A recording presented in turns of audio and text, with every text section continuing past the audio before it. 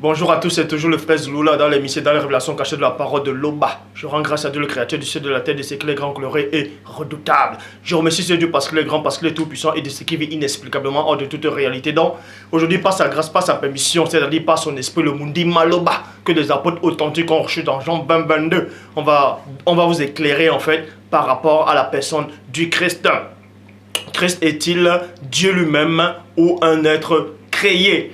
Donc, vous savez qu'actuellement, partout dans le monde entier où se disent les congrégations, soi-disant chrétiennes, plein d'entre eux vont à l'église le dimanche, ils vont chanter sur le nom de JC, ils vont chanter sur le Christ, ils adorent le Christ en pensant que Christ c'est Dieu lui-même. D'autres disent qu'ils n'ont aucune connaissance, les noirs, qui ont été déracinés complètement jusqu'à la moelle, qui n'ont aucune connaissance spirituelle, aucune notion, ils n'ont pas de chromosomes, ce sont des embryons spirituels, ils viennent étaler les fausses connaissances sur le net en disant que Christ est Dieu lui-même, qui remplit trois fonctions en tant que Père, en tant que Fils, en tant que Saint-Esprit. Nous allons donc voir ce que les Écritures en pensent réellement. Et aussi, il y a d'autres personnes en fait qui sont totalement dans la confusion, dans le trouble, qui disent, en fait, quand ils veulent prier, ils ne savent pas comment prier, ils disent, mais ils doivent prier au nom de Christ, ou bien ils doivent prier le Christ, ou ils doivent prier Dieu. Parce que d'autres personnes, en fait, quand ils prient, ils ont l'impression qu'il y a deux personnes, c'est-à-dire il y a deux... ils sentent deux présences en fait. La présence du Père et la présence du Fils. Donc, ils sont embrouillés dans les cerveaux, ils ne savent plus quoi faire. Donc, le but de cette vidéo, c'est pour vous éclaircir, c'est pour vous montrer qui est qui. Nous allons donc voir durant l'enseignement qui c'est qui est Christ. Est-ce que Christ a été créé? Est-ce que Christ est une créature de Dieu ou Dieu lui-même qui remplit plusieurs fonctions? Parce qu'il est dit dans Proverbe 19:2 que le manque de science n'est bon pour personne. Le manque de connaissance, le manque d'intelligence, que soi-disant ceux qui sont auto-proclamés pasteurs, révérends, bishops, maréchal, apôtres, diacres, diaconesses, hommes de Dieu, n'ont pas. Et dans Proverbe 25:2, la gloire de Dieu est de cacher des choses et la gloire des rois de sonder des choses. Mais néanmoins, il est dit dans Deutéronome 29:29 que les choses cachées sont au Père, les choses révélées sont à vous, sont aux créatures, sont aux humains. Mais ce Dieu terrible et redoutable, dans les annales de la création, dit dans Jérémie 33:3, demande-moi et je te relèverai des choses cachées, des choses que tu ne sais pas. Ce que vous ne savez pas, c'est quoi? C'est qu'il est dit dans... Et la plupart des gens, en fait, savent, mais ils ne comprennent pas réellement cette phrase. Nous allons toucher Genèse chapitre 1 au verset 26. Parce que plein de gens touchent ce verset-là. Ce verset pour dire, oui, mais c'est Christ qui est Dieu. Bref, Genèse chapitre 1, verset 26, qui dit, en tout cas dans les fausses traductions qui ont été mal traduites, en fait, dit ceci. Puis Dieu dit, faisons. Donc, on vous dit ici là que Dieu, le Père Tout-Puissant, a dit, faisons l'homme à notre image, selon notre ressemblance. Et d'autres gens disent qu'en fait, ce Dieu-là, c'était Christ et Dieu en même temps, ou bien c'était Dieu qui s'est débrouillé plus tard, bref. Or, la bonne traduction dit, dans la Bible de l'épée, puis Dieu dit, que l'homme soit désigné l'image. Que l'homme soit désigné l'image unique, avec une ressemblance distinctive, Pourquoi? On va vous donner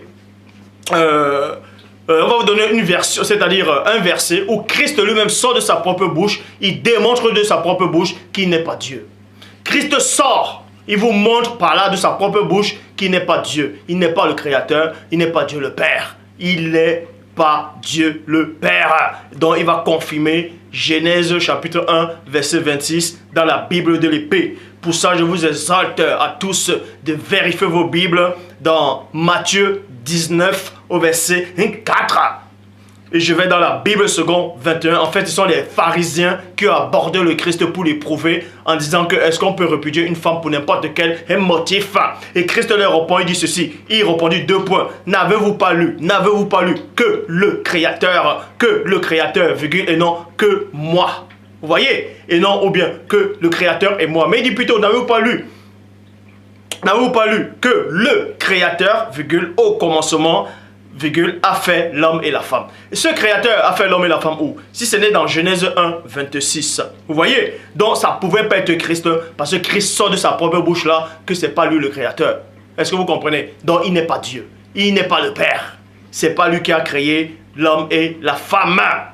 Directement. parce que Christ le sort de sa bouche. Si vous voulez, je relis. Matthieu 19, verset 4. Bible second 21. Il répondit 2 points. N'avez-vous pas lu que le Créateur, au commencement, fit l'homme et la femme? Bible, parole de vie. Christ leur répondit 2 points. Vous n'avez pas lu ce qui est écrit dans le livre saint?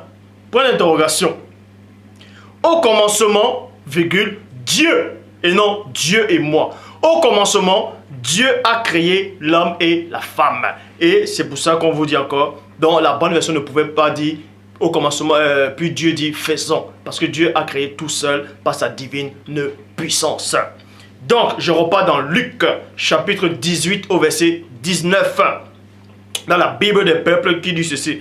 Christ lui répondit. Parce qu'en fait, il y a un homme qui est venu voir Christ. Il a dit, bon maître, hein, qu'est-ce que je peux faire pour avoir la vie éternelle, pour hériter la vie éternelle? Et dans Luc 18, verset 19, Christ lui répondit, pourquoi m'appelles-tu bon? Point d'interrogation. Dieu seul est bon. Dieu seul est bon, virgule, et personne d'autre, point. Donc, il veut lui montrer par là, en fait. Toujours sort de sa propre bouche, il vous montre, en fait, qu'il n'est pas Dieu lui-même.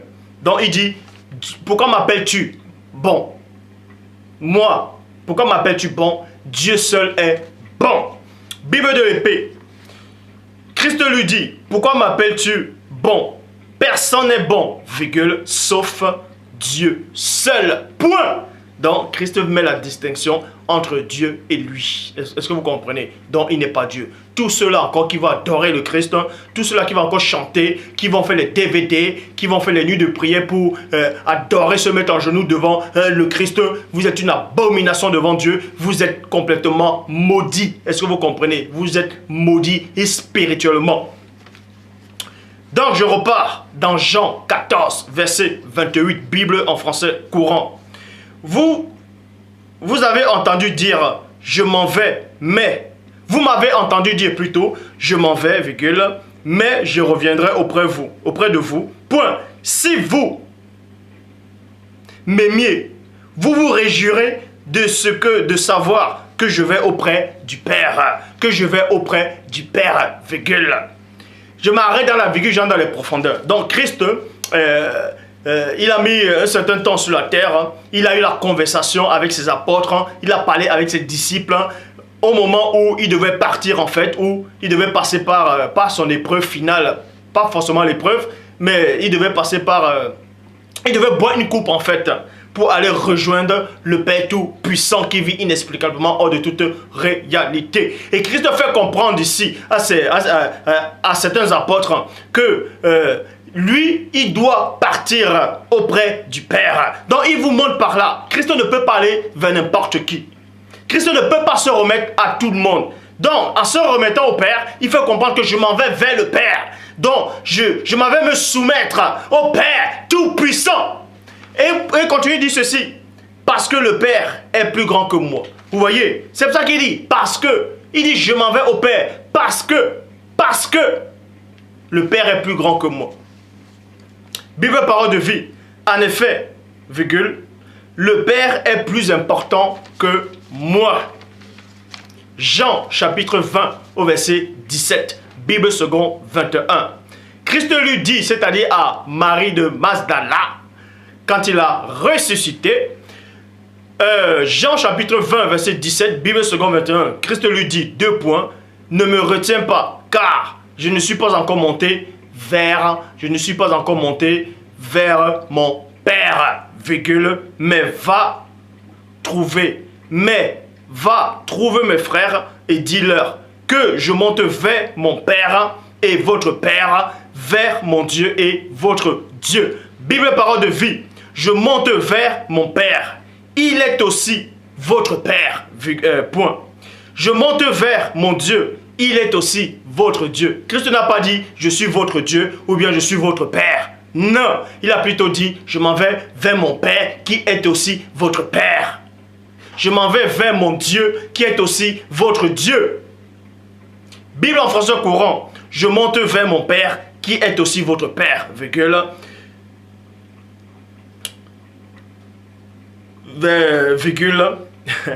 vers mon Dieu qui est aussi votre Dieu. Maintenant, d'autres qui n'ont pas de chromosomes vont dire, oui, mais Christ a dit dans Jean 10, 30, moi et le Père, nous sommes un. Donc ça veut dire que c'est une seule et même personne.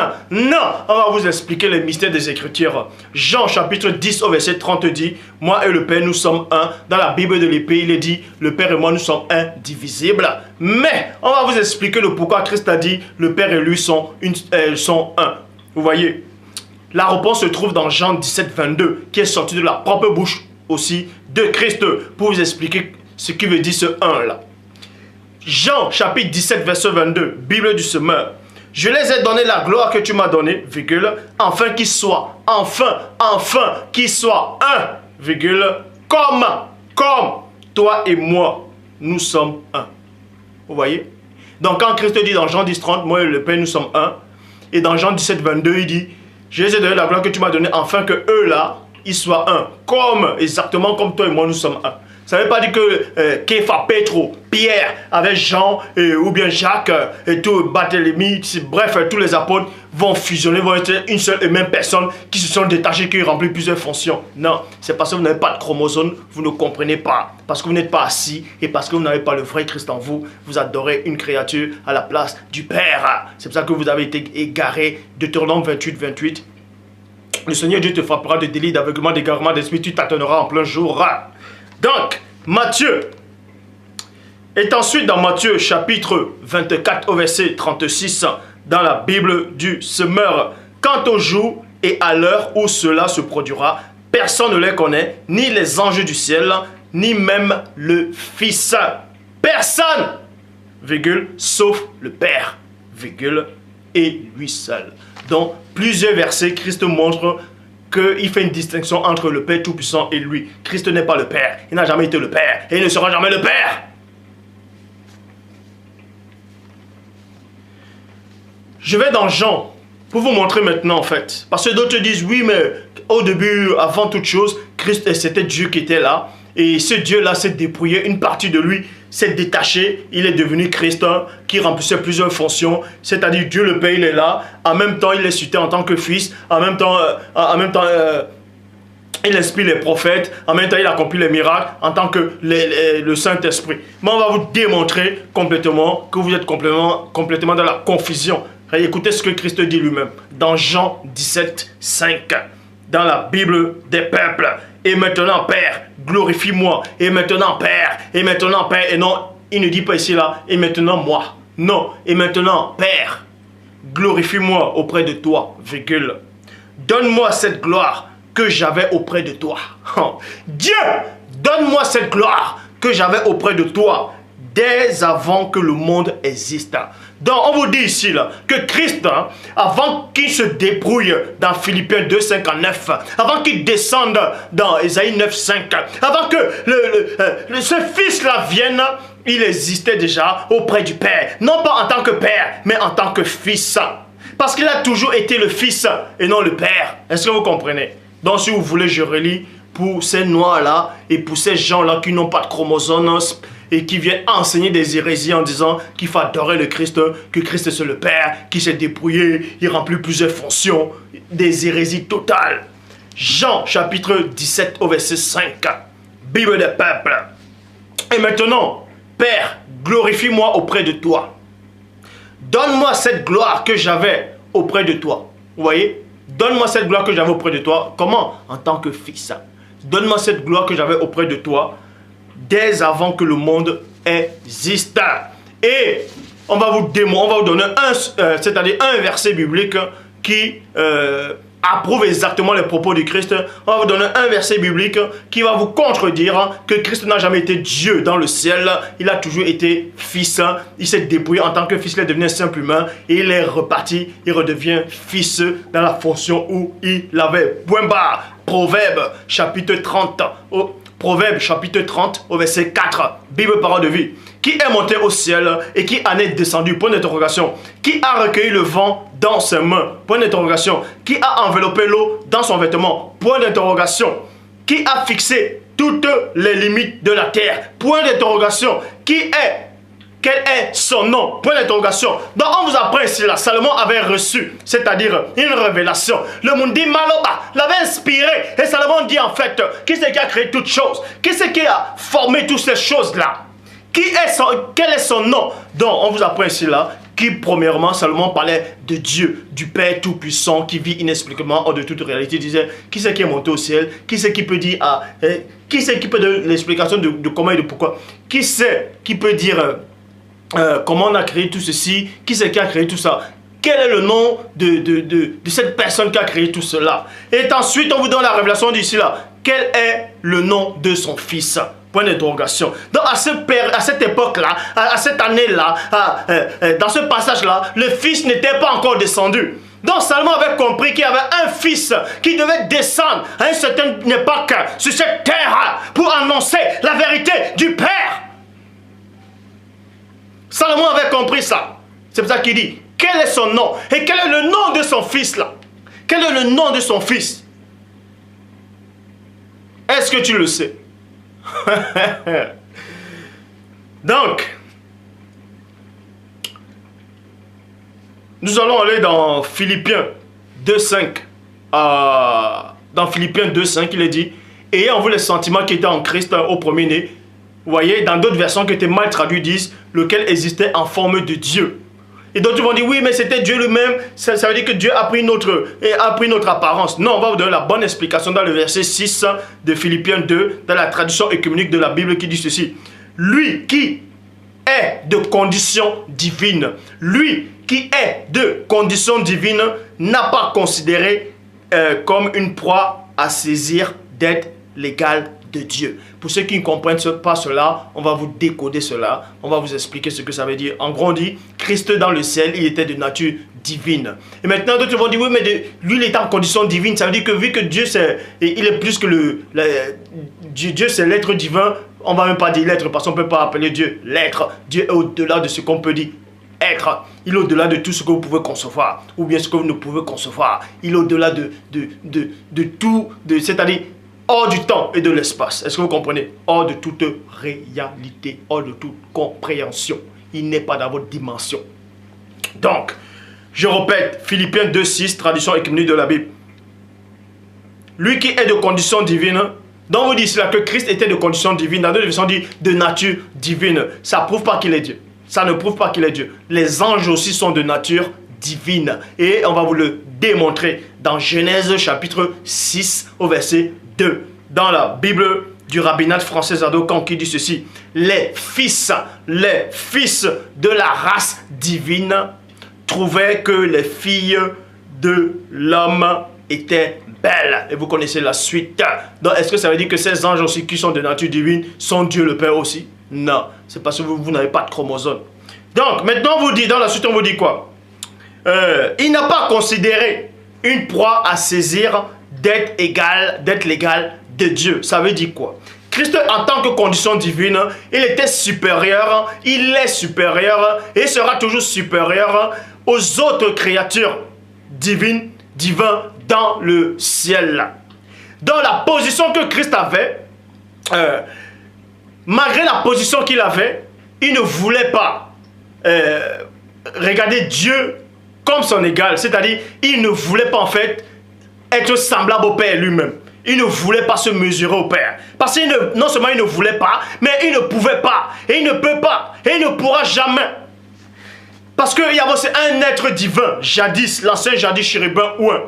Lui aussi, il avait une grande position. Mais lui, par contre, il a voulu se mesurer au Père. Il a voulu être semblable au Père. Ésaïe 14.14, dans la traduction, dans la Bible du rabbinat français Adokan, qui dit ceci. Je monterai sur le nuée des cieux, je serai l'égal du Très-Haut.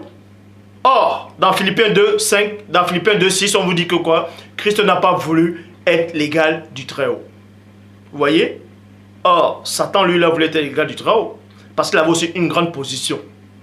Ça ne veut pas dire que Christ était Dieu lui-même. Bon, Ésaïe 9, 5. Dans d'autres versions que tu es mal traduites, d'autres disent, oui, mais la parole dit que dans Isaïe 9:5 que Christ est Dieu lui-même. Parce que les gens, ceux qui se disent pasteurs, qui n'ont aucune connaissance, ceux qui se disent croyants ou chrétiens, qui viennent enseigner sur YouTube des hérésies, ils ne font que répéter ce que Maman Kato a déjà modifié. Dit dans Isaïe 9:5, un enfant nous est né, un fils nous est donné et la domination reposera sur son épaule. On l'appellera admirable conseiller, Dieu puissant, Père éternel. Ça veut dire que c'est lui qui est Dieu. Pour ceux qui n'ont pas compris, j'ai dû parler trop vite, je vais répéter tout doucement. Isaïe 9:5, dans les fausses traductions que tu es mal traduit, dit ceci: un enfant nous est né, un fils nous est donné et la domination reposera sur son épaule. On l'appellera admirable, conseiller, Dieu puissant, Père éternel, prince de paix. Mais on va vous donner la bonne traduction dans la Bible en français courant qui dit ceci: car un enfant nous est né, virgule, un fils nous est donné, point. Dieu lui a confié, Dieu lui a confié l'autorité, point. Je m'arrête d'abord dans le point. Bon, on dit Dieu lui a confié l'autorité. Dieu ne peut pas se confier à soi-même l'autorité, à lui-même l'autorité. Donc on vous apprend que cet enfant-là n'avait pas l'autorité suprême de Dieu. Parce que Dieu lui a confié l'autorité. Quand tu confies l'autorité, ça dit qu'au départ tu n'avais pas l'autorité. Donc si tu n'as pas l'autorité, tu n'es pas Dieu. Parce que Dieu lui-même est au-delà de l'autorité. Un enfant nous est né, un fils nous est donné. Dieu, lui. Vous devez retourner à l'école si vous ne savez pas lire. Pour tous ces noirs déracinés qui n'ont pas de chromosomes, ils vont tous les dimanches. Oh, j'y sais. Oh Dieu, c'est toi qui es Dieu. Ils font des DVD. Emmanuel, c'est Dieu. N'importe quoi. Donc vous dites ici, Dieu lui a confié. On parle de deux personnes distinctes. Dieu lui a. Vous allez taper sur Google ce qui veut dire lui a. Lui. C'est une personne distincte.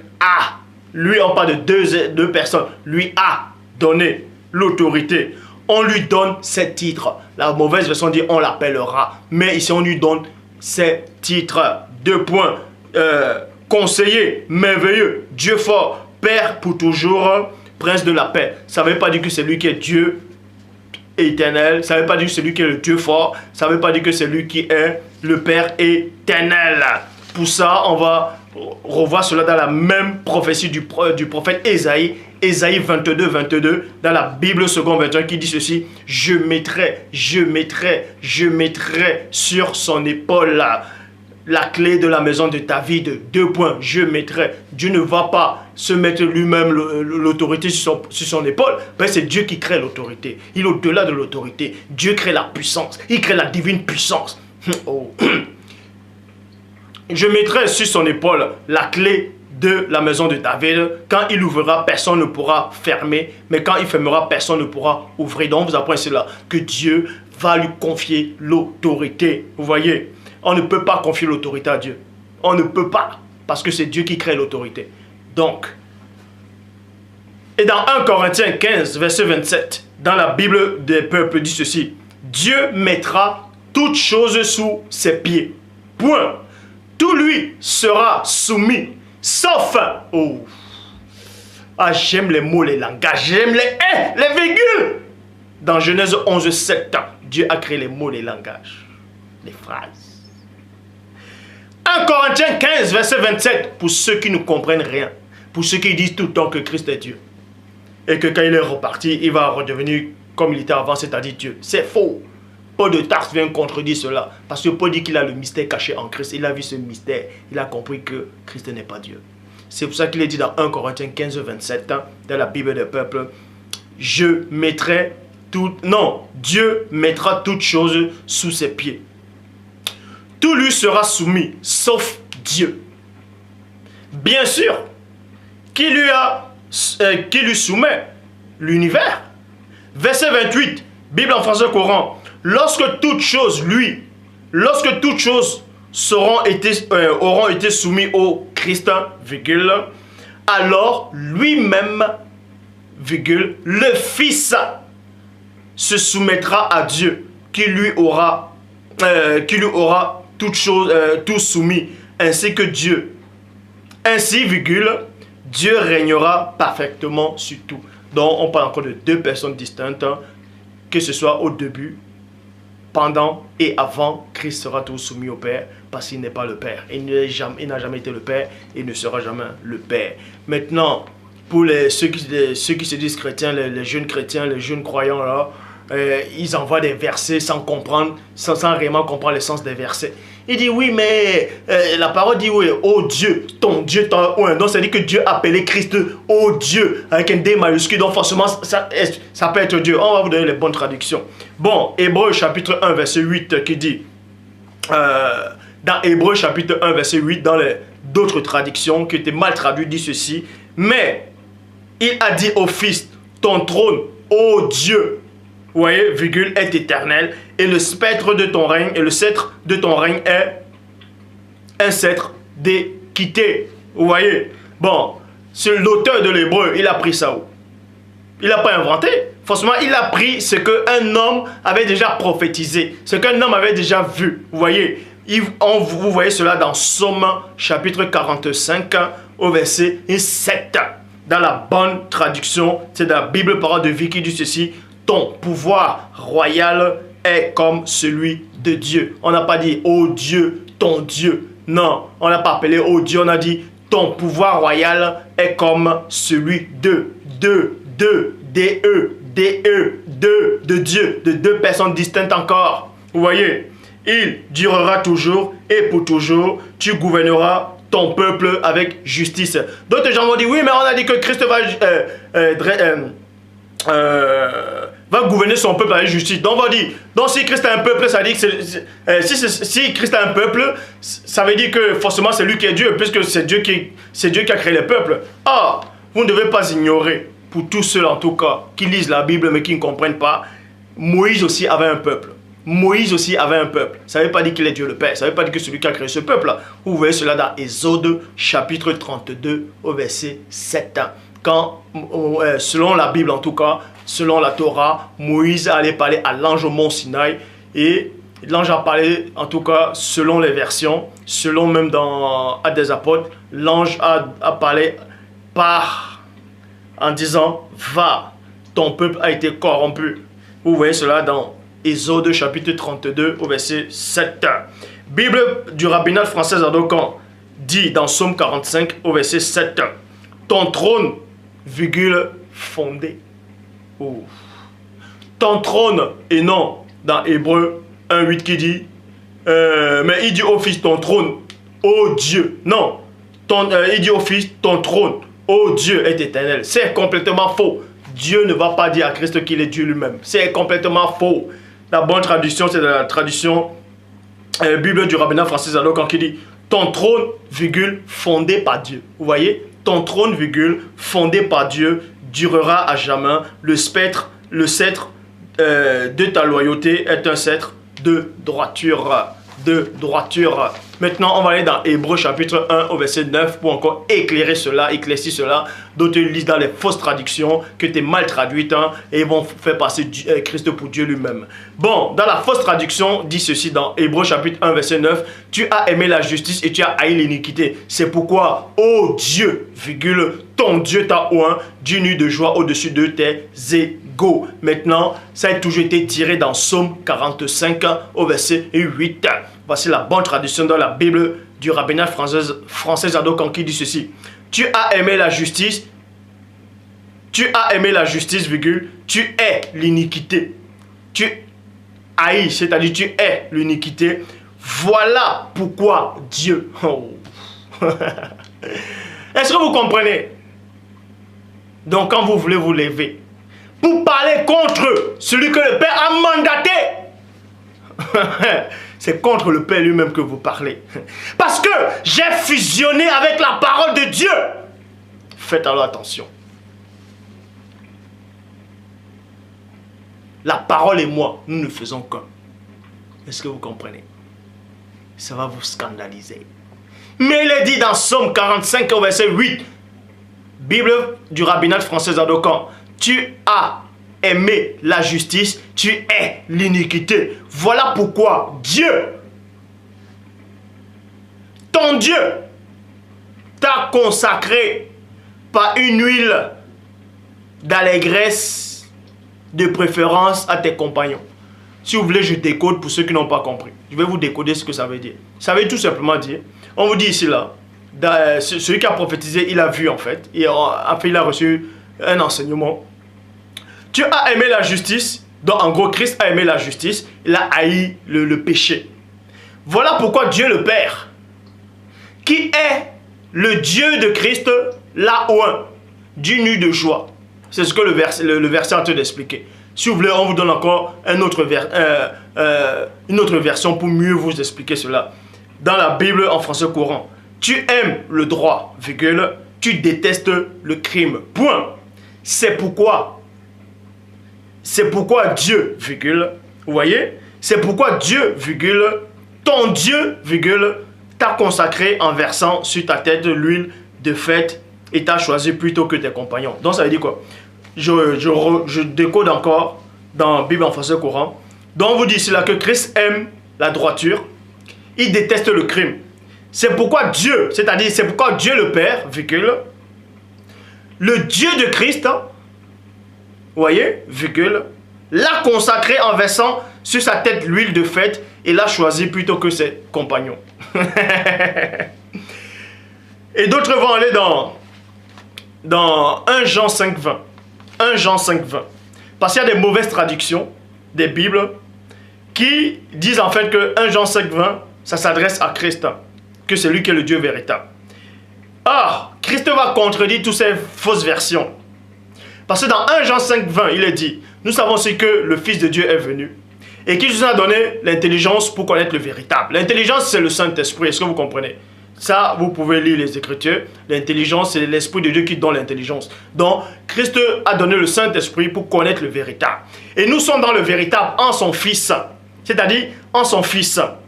Et c'est lui qui est le Dieu véritable et la vie éternelle. D'autres qui n'ont pas de chromosomes vont dire, oui, mais c'est Christ lui qui est le Dieu véritable. Et c'est Christ qui est le Dieu véritable de la vie éternelle. Or, le même Christ dit quoi? Dans Jean 17,3.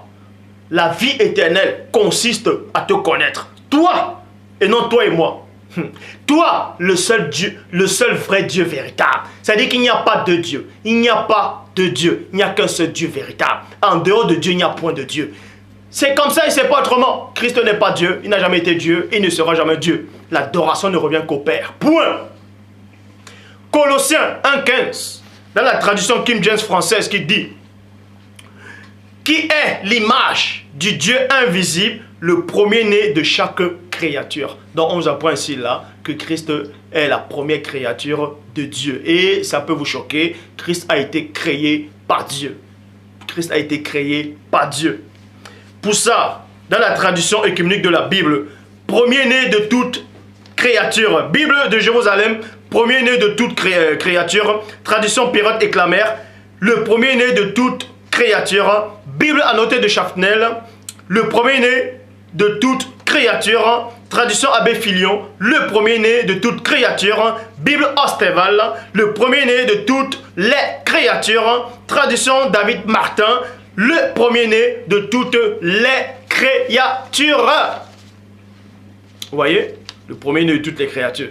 Et maintenant, vous allez encore dans Apocalypse chapitre 3 au verset 14, traduction David Martin qui dit ceci. Écrit aussi à l'ange de l'église de Laodicée. Le témoin fidèle et véritable, virgule, le commencement de la créature de Dieu dit ces choses. Dit ces choses. Est-ce que vous comprenez? Bon, j'en ai terminé. Et je vous donne encore un petit indice dans Matthieu 24, 36, Bible du semeur. Quant au jour et à l'heure où cela se produira, personne ne les connaît, ni les anges du ciel, ni même le Fils, personne, virgule, sauf le Père et lui seul. Point. Donc, pour tous ceux qui adorent encore le Christ, vous allez rendre compte à Dieu, je vous le dis. Car il est dit, je suis le Seigneur ton Dieu, tu n'auras pas d'autre Dieu devant ma face. Et dans Romains 1, il est dit quoi?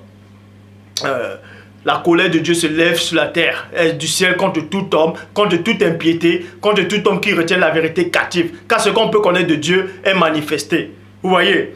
En effet, les perfections de Dieu, sa divinité, se voient comme à l'œil nu depuis la création. Quand on les considère dans ces ouvrages, ils sont donc inexcusables. Ils sont donc inexcusables.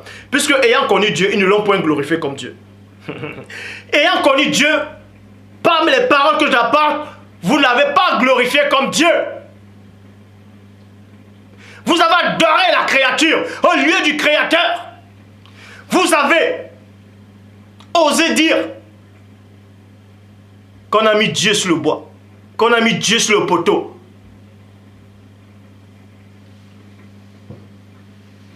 Vous l'avez rabaissé.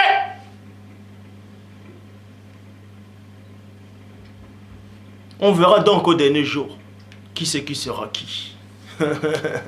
Donc le message est passé. Et ça passera.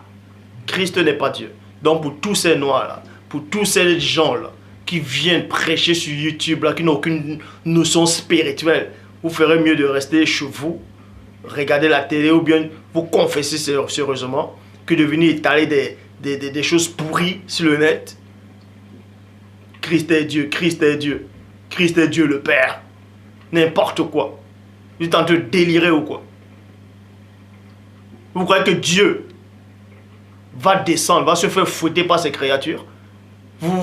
Mais vous vous rendez compte? Vous avez dit non parce que les voies du Seigneur sont impénétrables. Vous savez qui est Dieu? N'importe quoi. Que le Père soit glorifié.